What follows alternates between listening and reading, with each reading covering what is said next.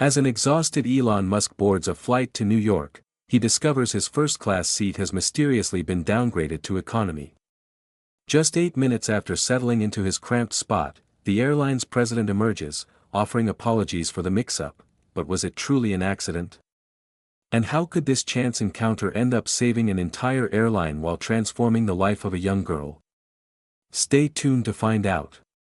Elon Musk rubbed his weary eyes, navigating the bustling terminal of San Francisco International Airport. 3 days of relentless meetings had left dark circles under his eyes, his shoulders sagging under the weight of a simple black backpack, his only luggage for short trips. A voice echoed through the airport speakers, announcing the final call for Flight 327 to New York. Elon quickened his pace. He wasn't used to cutting it this close, but a morning meeting with solar panel engineers had dragged on far too long. He glanced at his watch, 5 minutes until departure. "Mr. Musk," he called to the gate agent, waving his hand. "We were about to close the doors," the agent replied. "Sorry," Elon said, handing over his boarding pass. "Caught in traffic?" The agent nodded, scanning the ticket. "Enjoy your flight, sir." Elon hurried down the jet bridge, his mind already racing ahead to New York meetings. The rocket development team needed approval for a new heat shield design, and there were issues with sensors for self-driving cars demanding his attention. At the aircraft door, a flight attendant greeted him with a warm smile, her name tag reading Priya Sharma. "Welcome aboard, Mr. Musk," she said. She glanced at her tablet, and her smile faltered. "Is something wrong?" Elon asked. Priya tapped the screen a few times, frowning. "I'm so sorry, sir. It seems there's been a computer error with your seat." Elon shifted his backpack to the other shoulder. Another delay was the last thing he needed today. "It looks like your first-class seat has been, well, the system shows you've been moved to economy," Priya said hesitantly, clearly uncomfortable. "That can't be right," Elon replied. "I booked first class weeks ago." "I see that in the records, sir," Priya said, "but the first-class cabin is fully booked. We had an overbooking situation." Elon peered past her into the first-class cabin. Every seat was indeed taken, passengers already sipping pre-flight drinks. "Is there another flight I can take?" he asked, already anticipating the answer. "The next direct flight to New York is tomorrow morning," Priya replied, "and it's also fully booked in first class." Elon sighed. Waiting until tomorrow wasn't an option. The rocket team needed answers now, not later. "Economy it is, then," he said. Priya's shoulders relaxed slightly. "Thank you for your understanding, Mr. Musk. I'm terribly sorry about this. We'll definitely refund the fare difference." "Don't worry about it," Elon said, though his back already ached at the thought of 6 hours in a cramped economy seat. Priya led him through first class to the economy cabin, where Elon felt the stares of other passengers. Some pulled out their phones, likely posting about spotting him on social media. The contrast between cabins was stark. The spacious leather seats of first class gave way to tightly packed rows in economy. Priya pointed to an aisle seat in row 27. "This is yours, sir," she said. "Again, I'm sorry for the confusion." "It happens," Elon said, though in his companies, such errors would spark serious discussions. He shoved his backpack under the seat in front of him, his knees already pressing uncomfortably against the hard plastic. The middle seat was empty, a small mercy, but an elderly woman by the window was already asleep, her head resting against the wall. Elon's phone buzzed with a message from his assistant, "Heat shield meeting rescheduled to 8 p.m. Urgent investor call at 10 p.m. Have you landed?" He began typing a reply when the overhead speakers crackled. "Ladies and gentlemen, please ensure all electronic devices are in airplane mode or turned off as we prepare for departure." Elon quickly sent his message and switched his phone to airplane mode. 6 hours without connectivity. 6 hours of lost work time. 6 hours of discomfort. A family with 2 young kids settled in the row ahead of him. The younger child, maybe 4 years old, peeked through the seats at Elon with curious eyes. "Hi," the boy said. "Hi to you too," Elon replied with a tired smile. "You're really tall," the boy observed. "Bobby, don't bother the man," his mother scolded, pulling him back to his seat. The plane began to pull away from the gate. Elon closed his eyes, trying to find a comfortable position. His knees pressed harder against the seat in front of him as he attempted to stretch his legs. Across the aisle, he noticed a young girl, perhaps 10 or 11, clutching a notebook covered in rocket and planet stickers. She didn't look his way. Elon half listened as his thoughts drifted to the rocket design challenges awaiting him. The plane taxied to the runway, joining a line of aircraft waiting to take off. Elon checked his watch, already 20 minutes behind schedule. Every minute counted today. He leaned his head back and closed his eyes again. Maybe he could catch some sleep during the flight. The past week had been packed with meetings, factory visits, and late-night problem-solving sessions. His neck tensed as he tried to find a position that didn't strain his tall frame. The flight attendants began the safety demonstration. Elon had heard it hundreds of times but opened his eyes out of habit, honed by years of flying. Priya caught his gaze while demonstrating how to use an oxygen mask, giving him an apologetic look. Elon nodded in acknowledgement. It wasn't her fault, after all. Computer glitches happened, even at his own companies, though usually not so publicly. When the safety demo ended, he pulled out a small notebook. If he couldn't work online, he could at least sketch some ideas for the heat shield issue. He began drawing diagrams, losing himself in calculations as the engines roared and the plane finally reached the runway. Elon set the notebook aside and fastened his seatbelt as the aircraft accelerated, pressing him back into his seat. Moments after takeoff, the intercom crackled again. "Ladies and gentlemen," a flight attendant's voice announced, "we apologize, but there's a slight delay in in-flight service. Please remain seated with your seatbelts fastened." Elon glanced at his watch. 8 minutes had passed since he'd taken his economy seat. 8 minutes of discomfort that felt much longer. Then he noticed something unusual unfolding at the front of the economy cabin. The flight attendants huddled together, whispering urgently. One kept glancing in his direction. The plane leveled off, and the seatbelt sign dinged off, yet the attendants seemed flustered, their usual routine disrupted. A man in a pristine suit appeared from the front of the plane. He didn't belong to the regular crew, his posture too rigid, his demeanor too authoritative. The man spoke briefly with Priya, who pointed down the aisle toward Elon's seat. The man nodded and began walking purposefully toward him. Elon straightened in his cramped seat, wondering what new issue had arisen. "Ladies and gentlemen," Priya announced over the intercom, "please welcome aboard Mr. Mateo Fuentes, president of Skyway Airlines." Every head in the cabin turned to look. Mateo Fuentes, his face grim, approached row 27. Across the aisle from Elon Musk, 10-year-old Zara Okafor pretended not to stare, but it was hard not to. Everyone watched the distinguished man in an expensive suit walking down the aisle. Zara gripped her notebook tighter. It was her most prized possession, filled with 6 months of rocket designs, calculations, and ideas for her solar-powered airplane. The blue cover was worn at the edges from being carried everywhere, adorned with colorful rocket stickers, hand-drawn stars, and planets. That morning had been the most thrilling and terrifying day of her life. Her mom, Nina, had hugged her tightly at the airport gate. "You've got everything?" her mom asked for the 5th time. "Your presentation notes? Your model?"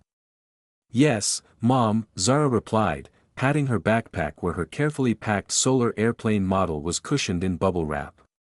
"And you'll remember what to do when you land. The science fair people will be waiting with a sign with your name." "I know, Mom," Zara said, trying to sound brave, though her stomach felt full of butterflies. Her mom knelt to meet her eyes. "I'm so sorry I can't go with you, baby. Double shifts this week." "It's okay," Zara said quickly. "I understand. And she did. After her dad left 2 years ago, her mom had been working as a nurse at 2 hospitals to make ends meet. The science competition in New York was a massive opportunity. The winner would receive a $50,000 college scholarship, but the flights and hotel had already stretched their budget to its limit. "You're going to win that scholarship," her mom whispered fiercely.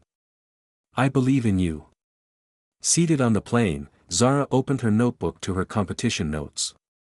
Her hands trembled slightly. In just 8 hours, she'd be standing before judges, explaining her solar-powered airplane project. The thought made her stomach knot. She'd practiced her presentation hundreds of times in front of her bedroom mirror. "My design uses ultra-thin solar panels covering the entire wing surface," she whispered to herself, rehearsing. "This increases electricity production by 27% compared to standard designs." Numbers and facts swirled in her mind. What if she forgot everything when the judges looked at her? What if they asked questions she couldn't answer? Her thoughts were interrupted by commotion in the aisle. The important man in the suit stopped right by the tall man seated across from her. "Mr. Musk," the man said loudly enough for nearby passengers to hear, "I'm Mateo Fuentes, president of Skyway Airlines. I just received a report about the seating issue. This is completely unacceptable." Zara's eyes widened. "Musk? Elon Musk?" She stole another glance at the tall man. She'd seen his face on the covers of her science magazines. He was her hero, the man who built rockets, electric cars, and solar roofs. His work had inspired her obsession with engineering. All this time, she'd been sitting across from Elon Musk without realizing it. Zara quickly dropped her gaze to her notebook, her heart pounding. The page she was on displayed her design for enhanced solar-powered thrust. What if he saw it? What if he thought it was silly? Her cheeks burned with embarrassment. "Please, no need for special treatment," she heard Mr. Musk say. "It's just a seating mix-up."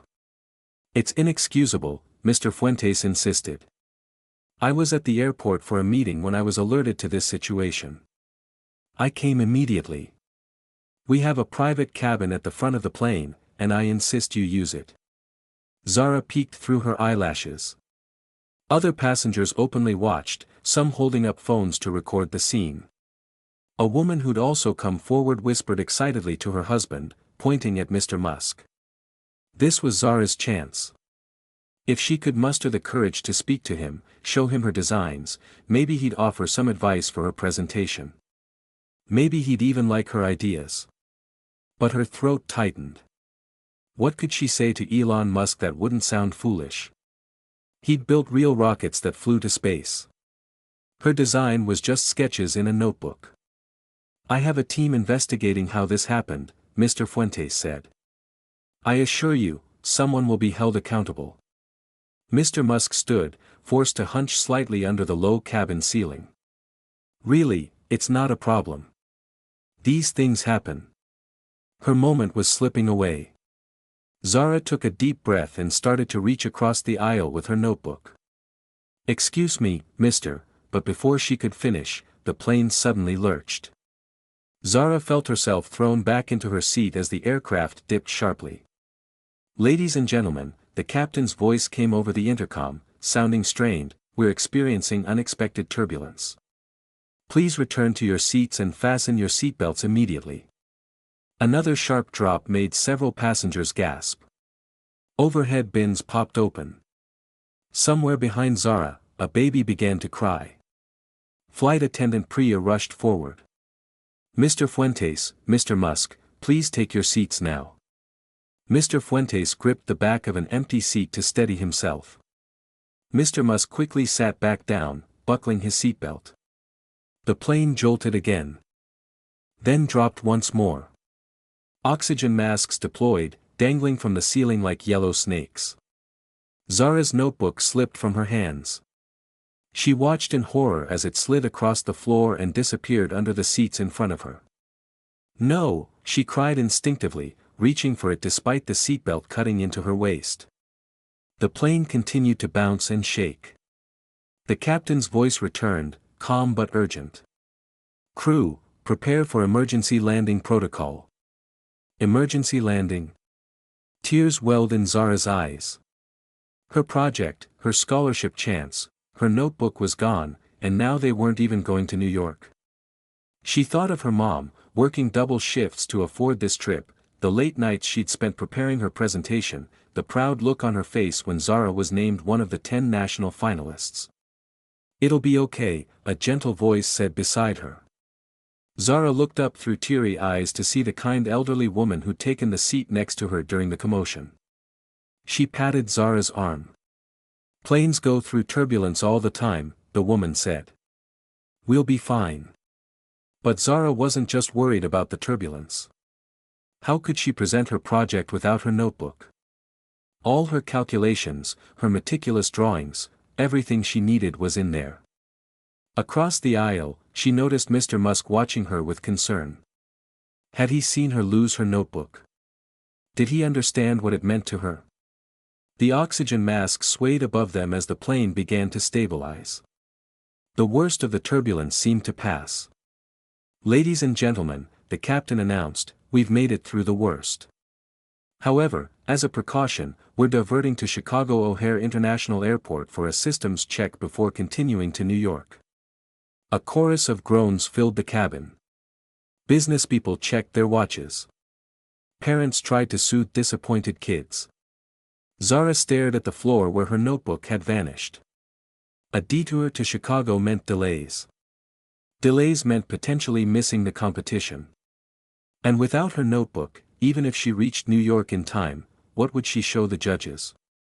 This was supposed to be the most important day of her life. Now it was falling apart. She didn't notice Mr. Musk unbuckling his seatbelt. She didn't see him kneel in the aisle by her seat. She only looked up when she heard his voice. "Looks like you dropped something important," he said. "Let me help you find it." Zara stared at Elon Musk in disbelief. The famous billionaire was offering to help her. She couldn't find the words to respond. "It was a notebook, right?" Mr. Musk asked, already scanning the floor. "With rocket stickers?" Zara nodded, finally finding her voice. "Yes, sir. It has all my projects for the competition." Mateo Fuentes, who'd been speaking with a flight attendant, noticed Mr. Musk kneeling in the aisle. "Mr. Musk," he said, hurrying over. "Please, let me assist." "What are you looking for?" "This girl lost her notebook during the turbulence," Mr. Musk explained, peering under seats. "It seems to have slid forward somewhere." Mr. Fuentes immediately dropped to his knees. "We'll find it," he assured Zara. Then, to everyone's surprise, the airline president called out, "Ladies and gentlemen, we need your help. A young passenger has lost an important notebook with rocket stickers on the cover. If you see it near or under your seat, please let us know." Several passengers began checking around their seats. Priya and another flight attendant joined the search, using flashlights to look under rows. "What's your name?" Mr. Musk asked Zara while continuing to search. "Zara," she replied shyly. "Zara Okafor." "Nice to meet you, Zara." "I'm Elon," he said with a smile. "What projects are in your notebook?" "A solar-powered airplane," she said, gaining confidence as she spoke about her work. "I'm going to a science competition in New York to present it." "Solar-powered?" Mr. Musk's eyes lit up with interest. "That's exactly the kind of thinking we need." The plane began its descent toward Chicago. The captain announced that all passengers needed to return to their seats and fasten seatbelts for landing.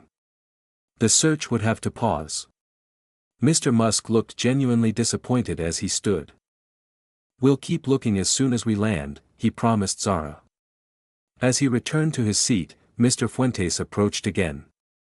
"Mr. Musk, once we land, I insist you join me in the airline's VIP lounge while the mechanics inspect the plane. It's the least I can do after the inconvenience we've caused." "Thank you," Mr. Musk replied. "But only if Zara can join us. I want to hear more about her solar airplane project." Zara couldn't believe her ears. She'd get to talk to Elon Musk about her project? Her heart raced with excitement, momentarily making her forget her lost notebook. Of course, Mr. Fuentes agreed, looking surprised but pleased. Miss Okafor will be most welcome. As the plane descended through clouds toward Chicago, passengers whispered and pointed. Some took photos.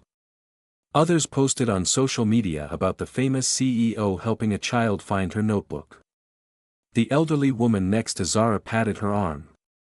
"You're having quite an adventure today, aren't you, dear?" Zara nodded, still reeling from the turn of events. "Sometimes the best things happen when plans go awry," the woman said with a warm smile. The plane touched down smoothly at O'Hare. As soon as the seatbelt sign turned off, Mr. Musk was back on his hands and knees, searching for the notebook. Mr. Fuentes joined him, his expensive suit collecting dust from the plane floor. Other passengers, instead of rushing to disembark as usual, stayed to help. Even the family with the young kids in front of Zara joined the search. "I found something," a man called from 3 rows ahead. He held up a blue notebook covered in rocket stickers. Zara exhaled in relief, her precious notebook. The man passed it back through the rows until it reached her. "Thank you," Zara whispered, clutching it to her chest. "Thank you all so much." "Don't thank me yet," Mr. Musk said. "I still want to hear about your design." As passengers began to disembark, Priya approached. "Mr. Fuentes, the VIP lounge is ready for you and your guests." Mr. Fuentes nodded. "Thank you, Priya. And please keep me updated on the mechanic's assessment of the plane." Zara followed Mr. Musk and Mr. Fuentes off the plane, still gripping her notebook tightly. As they walked through the terminal, people stopped to stare at the unusual trio, the airline president in a pristine suit, the famous billionaire in a simple black t-shirt, and a young girl with a sticker-covered notebook. The VIP lounge at Chicago O'Hare was unlike anything Zara had ever seen: plush leather chairs, a buffet of food, large windows overlooking the tarmac. A smiling attendant greeted them immediately. "Mr. Fuentes, welcome back to O'Hare. We've prepared a private meeting room for you and your guests." "Excellent," Mr. Fuentes said. "We'll need drinks and perhaps some drafting materials for Miss Okafor to better explain her projects." The attendant nodded and led them to a glass-walled room at the back of the lounge. Inside was a large table with comfortable chairs, a digital whiteboard, and a tray of snacks and drinks. "This is amazing," Zara said, her eyes wide as she took it all in. Mr. Musk chuckled at her reaction. "Definitely better than economy, huh?" "Please, make yourselves comfortable," Mr. Fuentes said, gesturing to the chairs. "I need to speak briefly with the maintenance team about our plane. I'll join you shortly." After Mr. Fuentes left, Mr. Musk turned to Zara. "Tell me about your solar-powered airplane." Zara hesitated, suddenly nervous again. "It's probably not as good as what your engineers design." "Hey," Mr. Musk said gently, "every big idea starts somewhere. My first rocket designs weren't exactly space-ready." His words gave Zara courage. She opened her notebook to a detailed sketch of her aircraft. "The main issue with most solar planes is energy storage," she began, her voice growing steadier as she explained. The door opened, and Mr. Fuentes returned, his expression serious. "I'm afraid I have bad news," he announced. "The mechanics found an issue with one of the engines. It'll take at least 3 hours to fix." Zara's heart sank. 3 more hours, and she'd definitely miss the competition's start. "That's not all," Mr. Fuentes said, looking directly at Zara. "A major storm system is approaching New York. All flights are being delayed or cancelled. Even if we fix our plane, we can't land in New York today." Tears welled in Zara's eyes. This concludes our narrative journey. I trust you found this gripping saga of intrigue, cutting-edge innovation, and astonishing discoveries captivating. From where are you tuning in today? I'm curious to learn which corner of the globe this tale has touched. If this escapade held your interest, please give this video a thumbs up and consider subscribing to the channel for a steady stream of compelling, mind-expanding stories just like this one. Fresh material is posted frequently, ensuring you're always in the loop for the newest spellbinding adventures. Be sure to pass this video along to your loved ones and friends. It's a great way to share positivity and insight while expanding our circle of story enthusiasts. Your encouragement is invaluable. Thank you for joining me, and I look forward to welcoming you back for the next tale.